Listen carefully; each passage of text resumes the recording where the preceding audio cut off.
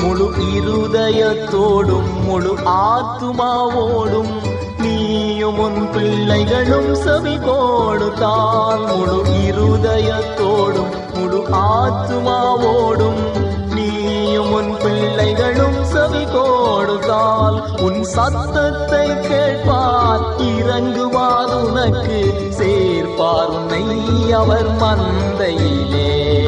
யோர்தானை கடக்கும் விஸ்வாசியே, நீ தேவனின் சத்தத்தை கேட்பாயோ?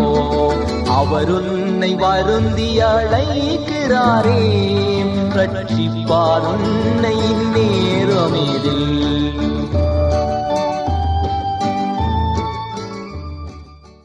அன்பானவர்களே, அனுதினமும் கிறிஸ்துவுடன் தியான வேளைக்கு உங்களை அன்புடன் அழைக்கிறோம்.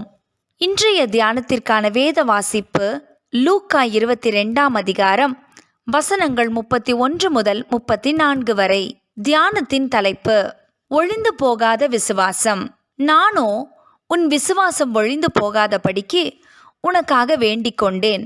லூக்கா 22 அதிகாரம் வசனம் 32.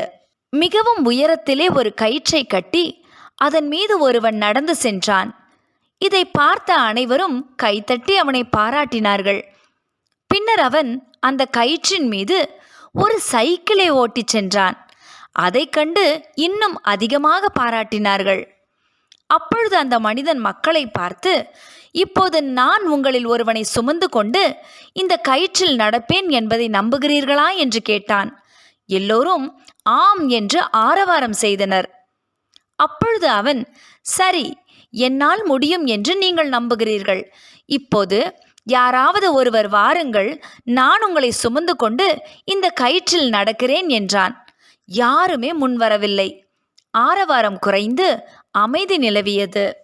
கோதுமையை சுளகினால் புடைக்கிறது போல உன்னை புடைக்கிறதற்கு சாத்தான் உத்தரவு கேட்டுக்கொண்டான்.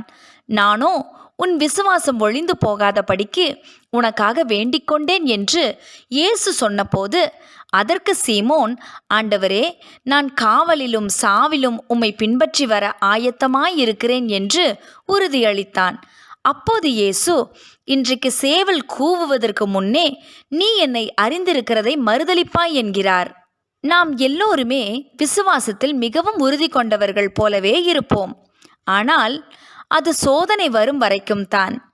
நாம் மேலே வாசித்த கதையைப் போல அந்த மனிதனால் முடியும் என்ற நம்பிக்கையோடு ஆரவாரித்தவர்கள் தாம் அந்த மனிதனின் கைக்கு போக வேண்டும் என்ற நிலை வந்ததும் அமைதியாகிவிட்டனர். அவர்களது நம்பிக்கை அவ்வளவுதான்.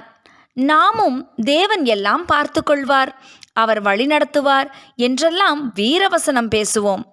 ஆனால் சோதனை வந்ததும் அந்த வீரவசனம் எல்லாம் காணாமல் போய்விடும். இயேசுவோடு மரிக்கவும் ஆயத்தம் என்று சொன்ன சீமோன், நீ இயேசுவோடு இருந்தவன் தானே என்றதும் தனக்கு என்ன நேரிடுமோ என்று பயந்து இயேசுவை மறுதலித்தான். நமக்குள் விசுவாசம் இருப்பதும் நாம் விசுவாசிகளாய் இருப்பது முக்கியமல்ல. எந்த சந்தர்ப்பத்திலும் நமது விசுவாசம் ஒழிந்து போகாதபடிக்கு ஜாக்கிரதையாய் இருப்பதே முக்கியம். அதற்கு அவசியம் விசுவாசத்துடன் கூடிய ஜெபம். அப்போது சோதனைகளை விசுவாசம் என்னும் கேடயத்தால் ஜெயிக்க முடியும். பொல்லாங்கன் எய்யும் அக்கினியாஸ்திரங்களை எல்லாம் அவித்து போடத்தக்கதாய் எல்லாவற்றிற்கும் மேலாக விசுவாசம் என்னும் கேடகத்தை பிடித்து கொண்டவர்களாய் நில்லுங்கள். எபேசியர் 6 அதிகாரம் வசனம் 16. ஜெபம் செய்வோமா? எங்கள் தேவனாகிய கர்த்தாவே, எங்களுக்கு நேரிடும் எல்லா சோதனைகளையும் ஜெயிக்க பலன் தாரும். நாங்கள் இன்னும் விசுவாசத்தில் உறுதிப்படும்படி உதவி அருளும். ஆமேன்.